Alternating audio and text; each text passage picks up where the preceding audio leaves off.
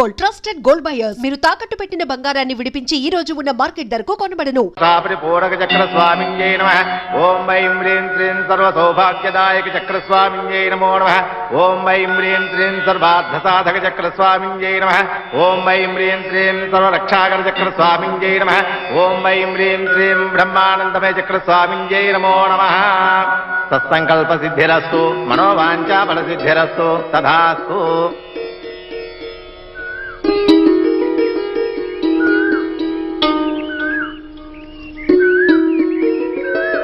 ఏమయ్యా, పూజారి మనల్ని బాగా దీవించాడు కదూ.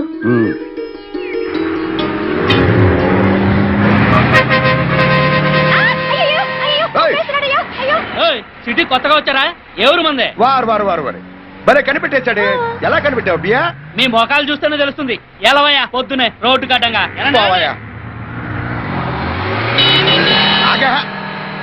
ఓయ్ కనుకో, ఇంట్లోకి ఏదో సామాను కొంటున్నావు కదా, అదిగో కొట్టు. ఎడదా పదా.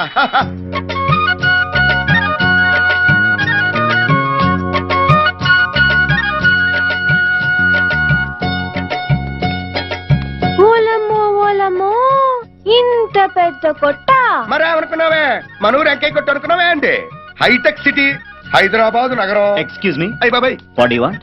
ఏంటే ఎక్స్క్యూజ్ మీ అంటే ఏంటది? అంటే మీకు ఏం కావాలి అని.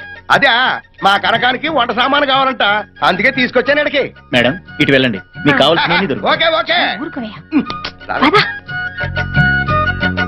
నీకు కావాల్సిన సామాను ఏడే ఉన్నాయి, తెలిపేయి. ఏందయ్యా పొలాలు అమ్మేసి వంట సామాన్లు కొంటున్నట్టు మాట్లాడుతున్నావు? సబ్బు పిల్ల, సబ్బు పిట్టి, ఉల్లిపాయల కోసమే కత్తి కూడా ఎటకారాలు చేయకర్లా. ఊరికి అన్నలేవే నువ్వు గాని. దూది దీపారాధనకి గత్తులు చేసుకోవచ్చు.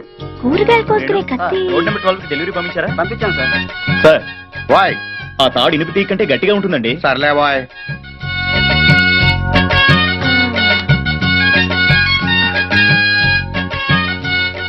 తెగుద్ది, కూరగాయలు తెగుతాయి. ఇదిగో వస్తున్నా వస్తున్నా. తిప్పి తిప్పి కొట్టినా 400 కూడా అవ్వలేదు. 400 అంటే నీకు బియ్యంలో రాళ్ళ కనపడుతున్నాయే. ఇక నుంచి సబ్బు బదులు కొబ్బరి పిస్త ఒళ్ళు రుద్దుకుని కూరగాయలు కత్తితో కాకుండా కోడవలతో కోసుకుంటాను గానీ ముందు టాక్సీ మాట్లాడవయ్యా. ఏమయ్యో వస్తావా? ఎక్కడికి సార్? చిలుకూరు. ఎక్కడి? పదండి పదండి.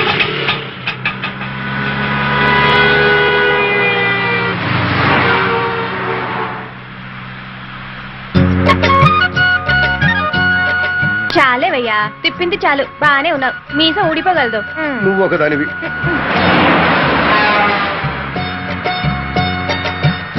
అమ్మో, ఎంత పెద్ద మేడలు ఉన్నాయో.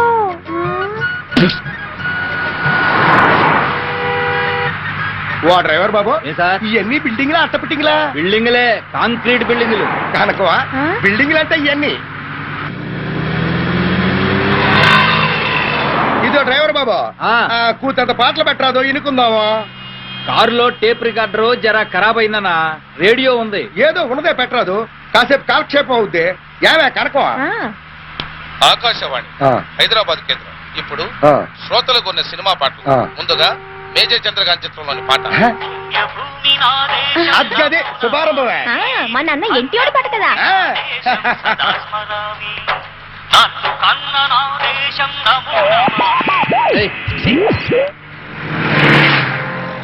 ఏం పోరే, ఏ ఊరు మందే? ముదినేపల్లి. ముద్దినేపల్లి? ఏంటి మన చుట్టాలు ఉన్నారా ఏంటి? ముద్దినేపల్లి చాలల్లో నా ముద్దు గుమ్మ. ముందు రోడ్డు చూసిపోనివయ్యా. అలాగే. ఇదిగో డ్రైవర్ అబ్బాయి, ప్రసాదం తీసుకో.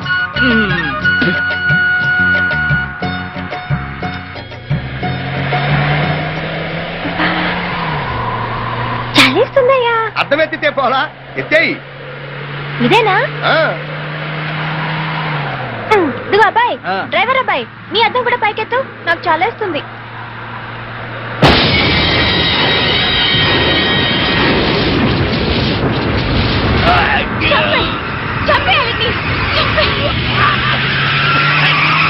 వదలకు,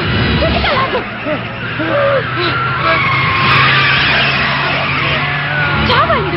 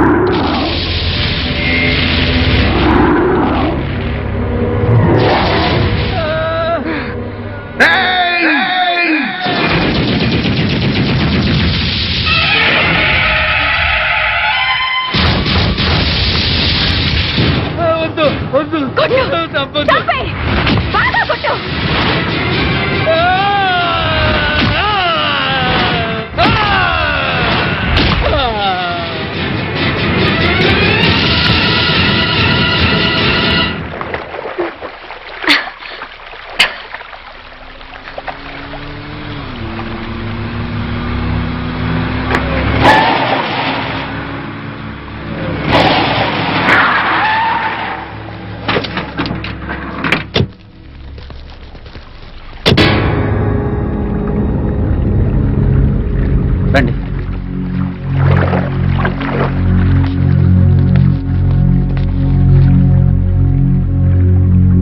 పదండి అన్న వెళ్దాం.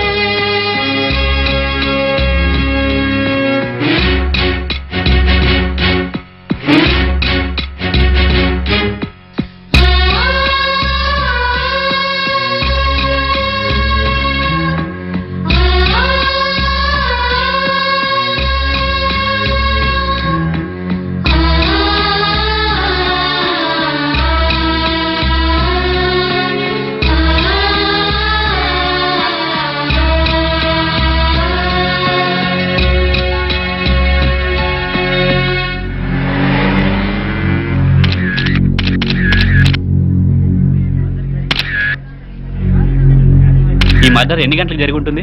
రిపోర్ట్స్ వస్తే కానీ తెలియదండి. సరే, తను రౌడీ షీటరా? కాదు, టాక్సీ డ్రైవర్. మరి ఎలా జరిగి ఉంటుందండి హత్య? అవన్నీ దర్యాప్తు చేస్తాం, చేసిన తర్వాత చెప్తాం. Thank you sir.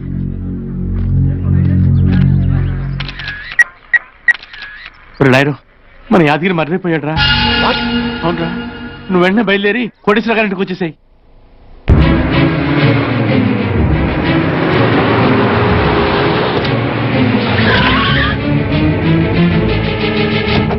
గండిపేట సమీపంలో ఓ టాక్సీ డ్రైవర్ దారుణంగా హత్యకు గురయ్యాడు. హతుడి పేరు యాదగిరి, మెదక్ జిల్లా సిద్దిపేట వాస్తవ్యుడని దర్యాప్తులో తేలింది.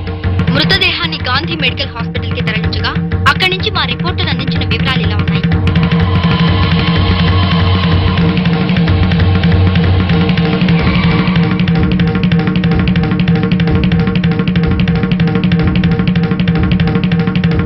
హత్యకు గల కారణాలు, హంతకుల వివరాలు ఇప్పుడే తెలిసాయి. హత్య చేసింది కృష్ణా జిల్లా ముదినేపల్లి వాస్తవ్యులైన వేణుగోపాలస్వామి, అతని భార్య అయిన కనక మహాలక్ష్మి. వాళ్ళు ఆ తర్వాత ప్రముఖ వ్యాపారవేత్త Koteswararao,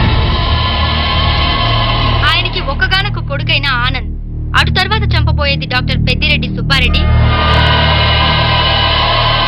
lawyer Umapathi, state club owner Bapineedu. ఆ దంపతుల చేతుల్లో పొక్కచావు చేస్తారని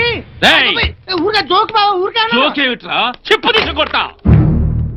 మనం తొందరగా ఏదో ఒక డెసిషన్ తీసుకోకపోతే మీ బావమరి చెప్పిందే ఖాయం అవుతుంది. కోటేశ్వర గారు, నా సర్వీసులో ఎన్నో డెడ్ బాడీలు చూశాను కానీ ఇంత ఘోరంగా చంపడం ఎప్పుడు చూడలేదు సార్. నీకు ఆ బెంగేం అక్కర్లేదు, మనందరినీ అంతకన్నా వికృతంగా చంపుతాడు. ఇంకా ఆలోచిస్తారేంటి కోటేశ్వరరావు గారు? మన వాళ్ళని పంపి వాళ్ళిద్దరిని ఎత్తుకురమ్మను. అలా చేస్తే ఎవడో డ్రైవర్ గాడు మర్డర్ అయిపోతే వీడెందుకు రియాక్ట్ అవుతున్నాడు, అసలు వీడికి ఆ డ్రైవర్కి సంబంధం ఏమిటి అన్న లెక్క వస్తుంది. వాడిని ఫేస్ టు ఫేస్ ఎలా ఫేస్ చేయాలని ఆలోచిస్తున్నాడు. మీరంతా ఆలోచించినా ఆ స్వామి మిమ్మల్ని అందరినీ చించి ఆరేడు ఖాయం బావా. కురిసే వాళ్ళన్నీ వరదలవుతాయో లేదో నాకు తెలదు గాని ఆ ముదిరేపల్లి స్వామి మీ వంక చూసి తుమ్మినా చాలు తుఫాన్ వచ్చేద్దే. వాడు మా వంక చూసి తుమ్మకుండా ఏం చెయ్యాలో మాకు తెలుసురా బామ్మర్.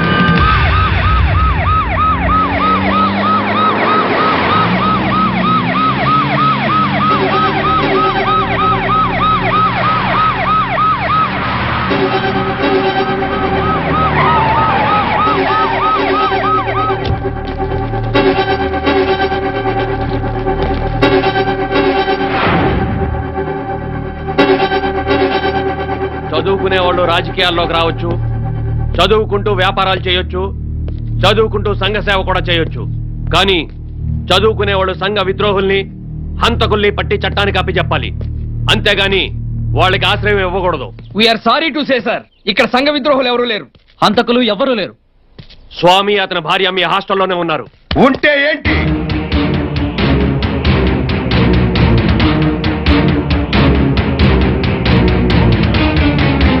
హాస్టల్లో ఉంటే హంతకులం అయిపోతామా? కాక ఎంబీబీఎస్ చదువుకునే స్టూడెంట్లు అయిపోతారా? 100% నువ్వు నీ భార్య ఆ డ్రైవర్ ని హత్య చేశారు. జీపెక్కించండి.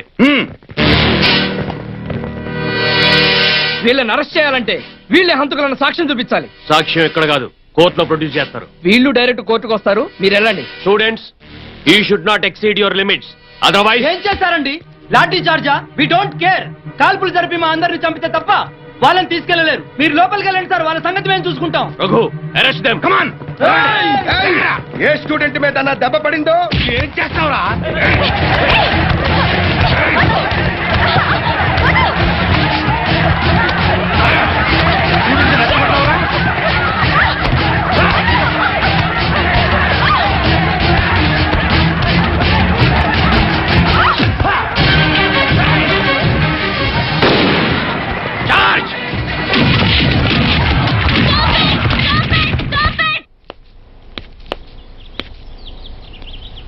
ప్రిన్సిపాల్ ని నా పర్మిషన్ లేకుండా ఈ క్యాంపస్ లోకి ఎలా ఎంటర్ అయ్యారు?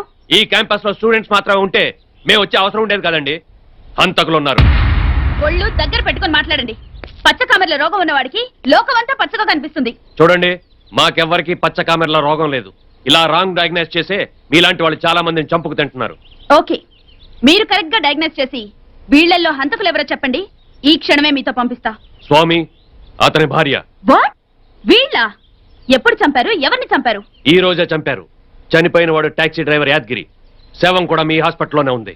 గండిపేట చెరువు దగ్గర శవం గురించేనా మీరు మాట్లాడేది? ఎస్, ఆ శవం గురించే. శవంగా మారిన ప్రతి మనిషి హత్యకు గురైనట్టు కాదు. డ్రైవర్ యాదగిరి చనిపోయింది యాక్సిడెంట్ లో. తాగి డ్రైవ్ చేస్తూ చెట్టుకు కారును గుద్ది యాక్సిడెంట్ లో చనిపోయాడు. ప్రిన్సిపాల్ గారు. Yes, this is our government hospital post mortem report.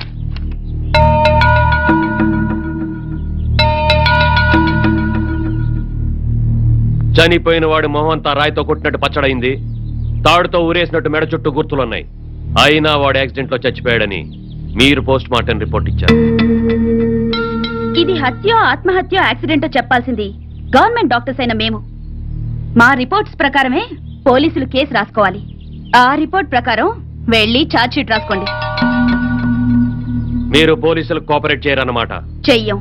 హంతకుల్ని ఇలాగే కాపాడతారన్నమాట. ఎస్, కాపాడతాం. ఎన్నాళ్ళు కాపాడతారో మేము చూస్తాం. రఘు, పదండి. అలాగే సార్. Best of luck.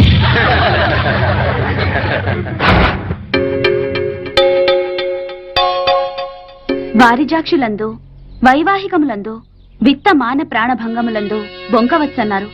నేనాడిన అబద్ధం ఆడకూతుళ్లకు జరిగిన అన్యాయం గురించి. అయినా డబ్బుకు అమ్ముడుపోయే చట్టానికి లొంగే అవసరం మీకు లేదు. మా అందరి దృష్టిలో మీకు చేసింది న్యాయమే. మేమందరం మీ తోడబుట్టిన వాళ్ళతో సమానం అనుకోండి. బొమ్మల్లాంటి మీ పిల్లలు ఇంకా మా కళ్ల ముందు మెదులుతున్నారండి.